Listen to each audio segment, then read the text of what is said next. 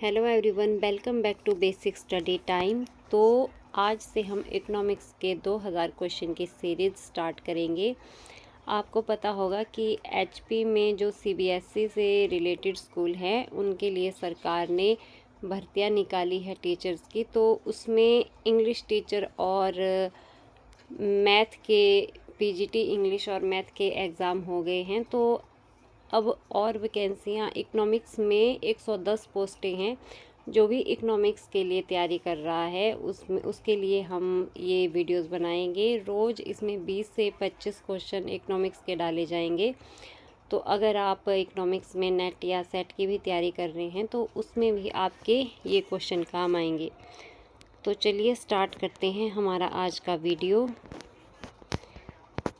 First question हमारा है, if the price of a commodity increase and the total expenditure on it also increase, अगर price के साथ total expenditure भी increase होता है तो प्राइस इलास्टिसिटी ऑफ डिमांड कितनी होगी या क्या होगी। तो आंसर देखिए, इसमें price elasticity of demand inelastic होगी, elasticity of demand less than 1। अब देखिए इसमें कहा है प्राइस भी हमारा इंक्रीज़ हो रहा है और प्राइस के साथ टोटल एक्सपेंडिचर भी इंक्रीज़ हो रहा है। दोनों सेम डायरेक्शन में हो रहे हैं। वस्तु का प्राइस बढ़ने के साथ साथ हम उस वस्तु की मात्रा कम नहीं खरीद रहे हैं, उसकी मात्रा भी हम अधिक खरीदेंगे। प्राइस कम होने के साथ साथ टोटल एक्सपेंडिचर अगर कम होता है सेम डायरेक्शन में, तो इसमें क्या है, प्राइस और टोटल एक्सपेंडिचर सेम डायरेक्शन में जा रहे हैं। यानी कि प्राइस कम होगा तो उस वस्तु को कम खरीदा जाएगा, प्राइस अधिक होगा तो उस वस्तु को अधिक खरीदा जाएगा। यानी कि इन इलास्टिक डिमांड होगी। प्राइस के कम या ज़्यादा होने का वस्तु की डिमांड यानी कि खर्चे पर ज़्यादा प्रभाव नहीं पड़ेगा, तो इसलिए इन इलास्टिक डिमांड होगी। तो अब देखते हैं नेक्स्ट क्वेश्चन। ये आप इसकी एक्सप्लेनेशन देख सकते हैं। एक्सप्लेनेशन इसमें इधर देखिए, एक्सप्लेनेशन साथ में दी हुई है।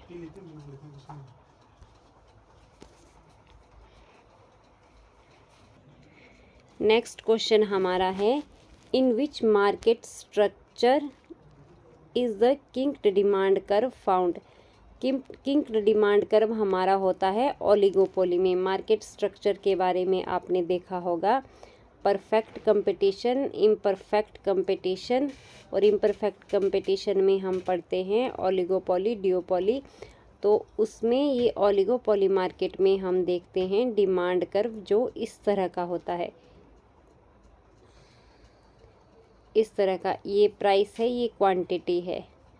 तो इस प्राइस और इस क्वांटिटी पर यहाँ पर डिमांड कर्व हमारा इसमें किंक होता है। जो ऊपर वाला डिमांड कर्व होता है वो मोर इलास्टिक होता है और नीचे वाला जो डिमांड कर्व होता है वो लेस इलास्टिक होता है।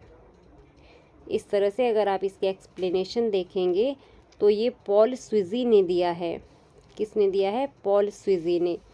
इसमें प्राइस रिजिडिटी की बात की जाती है। प्राइस यानी कि इसमें रिजिड होता है, और अपर पोर्शन जो डिमांड कर्व का है वो इलास्टिक होता है। इलास्टिक होने का मतलब क्या है कि जो कंपटीटर होते हैं वो फॉलो नहीं करते हैं प्राइस बढ़ने को। ये वाला जो पोर्शन है, अगर कंपटीटर प्राइस बढ़ा देता है, अगर कोई फर्म प्राइस बढ़ा देती है तो उसकी कंपटीटिव फर्म प्राइस को नहीं बढ़ाती है, क्योंकि एक फर्म के प्राइस बढ़ाने से क्या होगा, उसकी डिमांड कम हो जाएगी, लोग उसका सामान कम खरीदेंगे, दूसरी फर्म की तरफ भागेंगे, इसलिए दूसरी फर्म उसको फॉलो नहीं करेगी। अगर वो फर्म प्राइस कम कर देती है तो क्या होगा, सारे उसके कस्टमर जो है उस फर्म के पास आएंगे, दूसरी फर्म जो है दूसरी फर्म से सामान नहीं खरीदेंगे। इसलिए नीचे वाले पोर्शन में क्या होता है, competitor will follow the price cut, competitor भी प्राइस कट करेंगे, और a kink is at prevailing price. इसी वजह से जो है, जो प्राइस होता है उसके ऊपर किंक बना रहता है और वो रिजिड प्राइस होता है, उससे ऊपर नीचे प्राइस नहीं जाता है। नेक्स्ट देखेंगे question number 3, If the marginal propensity to save is 0.2, what is the value of investment multiplier? Multiplier का फॉर्मूला देखेंगे तो क्या है, 1/1 minus MPC, marginal propensity to consume. 1/1 minus MPC हमारा होता है MPS। और यहाँ पर अगर हम क्वेश्चन में देखेंगे तो यहाँ पर MPS गिवन है कितना, 0.2। तो यहाँ पर आएगा 1/0.2। इसको अगर सॉल्व करेंगे तो यहाँ पर आएगा 10/2, तो आंसर हमारा आएगा 5। तो आंसर 5 यहाँ पर दिया हुआ है। नेक्स्ट है 4th question, what is the relationship between GNP and NNP? GNP हमारा हुआ ग्रॉस नेशनल प्रोडक्ट और NNP हुआ नेट नेशनल प्रोडक्ट। अगर ग्रॉस से हम नेट की तरफ जाते हैं तो हम डेप्रिसिएशन को माइनस करते हैं। डेप्रिसिएशन को यहाँ देखिए माइनस करेंगे, यहाँ पर हमारा आंसर क्या आएगा, net national product is equal to GNP minus depreciation. ये इसका फॉर्मूला हो जाएगा। GNP से डेप्रिसिएशन को हटाएंगे तो हमारा नेट प्रोडक्ट आ जाएगा, नेट नेशनल प्रोडक्ट। नेक्स्ट देखेंगे question number 5, which sector contribute the most to the gross state domestic product of Himachal Pradesh? तो किस सेक्टर का सबसे ज़्यादा कंट्रीब्यूशन है, तो ये है टर्शरी सेक्टर का, यानी कि सर्विस सेक्टर का सबसे ज़्यादा कंट्रीब्यूशन है HP की इकोनॉमी में। यहाँ पर एक्सप्लेनेशन देखेंगे, while HP is known for its Apple economy, यानी कि प्राइमरी सेक्टर HP में ज़्यादा रहता है। The tertiary sector tourism, transport, communication has become the largest contributor to the gross state domestic product, followed by the secondary sector यानी कि manufacturing या hydro power sector. Next देखेंगे 6th question, when was the NITI Aayog established to replace the planning commission? तो नीति आयोग हमारा बना था 1 जनवरी 2015 में। कब बना था, 1 जनवरी 2015 में, तब प्लानिंग कमीशन ख़त्म हो गया था।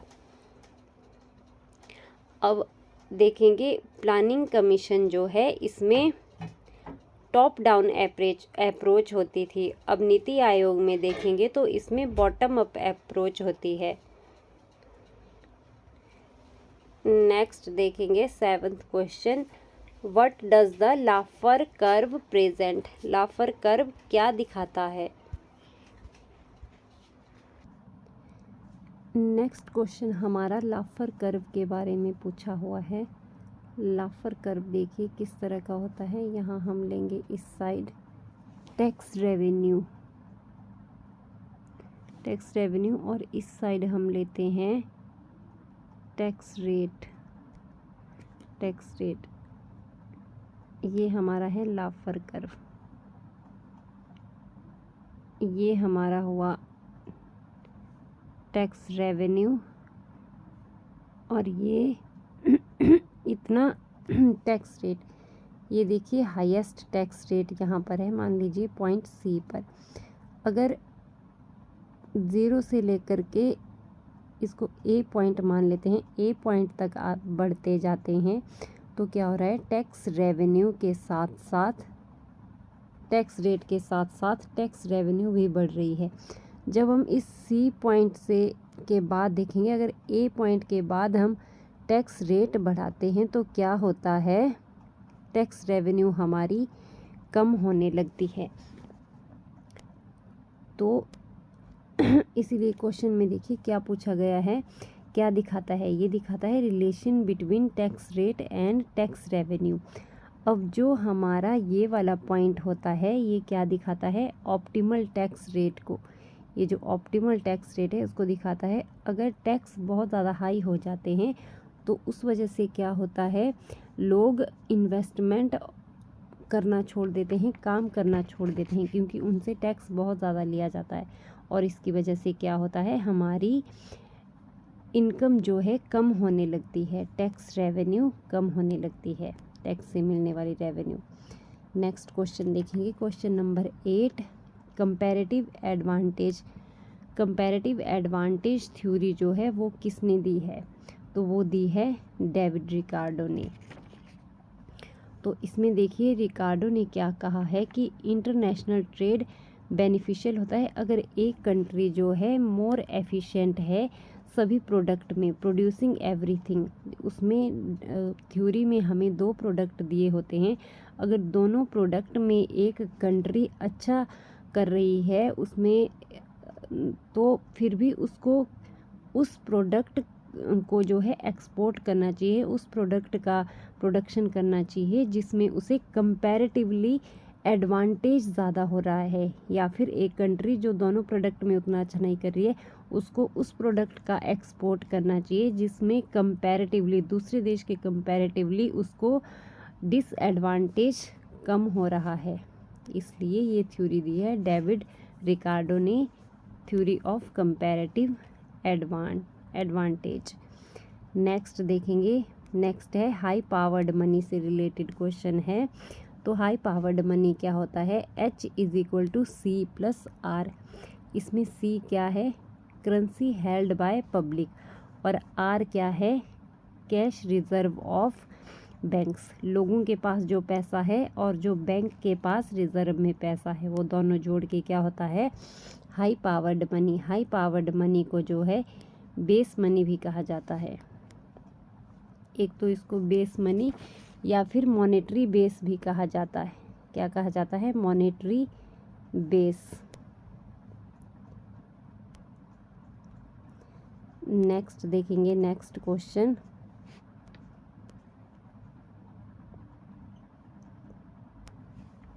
which measures of central tendency is most affected by the extreme values। तो एक्सट्रीम वैल्यू से जो अफेक्टेड होता है वो है अरिथमेटिक मीन। नेक्स्ट है Harrod Domar model. What is the knife edge equilibrium? Harrod Domar model में नाइफ एज इक्विलिब्रियम किस सिचुएशन को कहा जाता है? हम हेरोडोमर मॉडल में देखते हैं एक्चुअल ग्रोथ रेट के बारे में, वारंटेड ग्रोथ रेट के बारे में और नेचुरल ग्रोथ रेट के बारे में। जहाँ पर ये तीनों ग्रोथ रेट आपस में बराबर होती है उस सिचुएशन को कहा जाता है नाइफ एज इक्विलिब्रियम। यहाँ पर देखिए इसकी एक्सप्लेनेशन।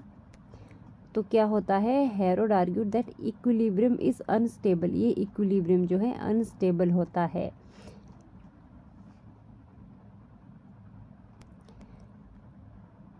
नेक्स्ट हम देखेंगे 12 question, which model emphasizes learning by doing as a source of endogenous growth. तो ये किस में? ये है एरो ग्रोथ मॉडल में। एरो ग्रोथ मॉडल, बाद में इस एरो के ग्रोथ मॉडल को पॉल रोमर ने जो है आगे एक्सपेंड किया था।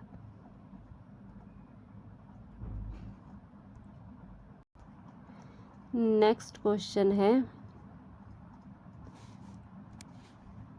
What is a public good and what are its 2 main characteristics. तो पब्लिक गुड की कैरेक्टरिस्टिक्स होती है, एक तो ये नॉन एक्सक्लूडेबल होती है और दूसरी नॉन रिवेलियस होती है। नॉन एक्सक्लूडेबल हम देखेंगे तो ये होता है you can not stop someone from using it. जैसे आप किसी सड़क पर अगर चल रहे हैं तो आप किसी को सड़क पर चलने से रोक नहीं सकते हैं, वो हुआ नॉन एक्सक्लूडेबल। जैसे यहाँ पर स्ट्रीट लाइट का भी एग्जाम्पल दिया है, जो कि स्ट्रीट लाइट का फ़ायदा सब उठा सकते, किसी को रोका नहीं जा सकता उसका फ़ायदा उठाने से। फिर है नॉन रिवेलियस। नॉन रिवेलियस में क्या है? अगर one person's use doesn't reduce the amount available for others. जैसे नेशनल डिफेंस, अगर एक को नेशनल डिफेंस का फ़ायदा मिल रहा है तो वो किसी दूसरे को भी फ़ायदा उठाने से रोक नहीं सकता या उसमें कोई प्रतिद्वंदिता नहीं है। तो इस तरह से ये 2 इसकी मेन कैरेक्टरिस्टिक्स है। नेक्स्ट देखेंगे इसकी एक्सप्लेनेशन में और देख सकते हैं कि इसकी वजह से क्या होता है, पब्लिक गुड में फ्री राइडर प्रॉब्लम होती है। जैसे कोई टैक्स पे करता है, कोई टैक्स नहीं पे करता है, मगर उसका फ़ायदा सब उठाते हैं। फिर है what does the Lorenz curve measure. Lorenz curve क्या दिखाता है, तो ये दिखाता है इनइक्वालिटी इन इनकम और वेल्थ डिस्ट्रीब्यूशन। अगर हम लॉरेंस कर्व को देखेंगे तो इस तरह से ये हमारी होती है 45 डिग्री पे line of equal distribution, equality की लाइन ये होती है। अगर लॉरेंस कर्व खींचेंगे तो लाइन ऑफ इक्वालिटी से जितनी दूर ये लॉरेंस कर्व होगा, इनइक्वालिटी उतनी ज़्यादा होती है। जैसे कि यहाँ पर दिखाया गया है कि 45 डिग्री लाइन परफेक्ट इक्वालिटी को दिखाती है और लॉरेंस कर्व इससे दूर इनइक्वालिटी को दिखाता है। नेक्स्ट है व्हाट इज स्टैगफ्लेशन। स्टैगफ्लेशन एक ऐसी सिचुएशन होती है जिसमें हाई इन्फ्लेशन के साथ साथ हमारा अनएम्प्लॉयमेंट भी हाई रहता है। तो इसी तरह से ये थे हमारे आज के क्वेश्चन। अगर आपको वीडियो अच्छा लगा है तो वीडियो को लाइक करें, शेयर करें और चैनल को सब्सक्राइब कर दें। धन्यवाद।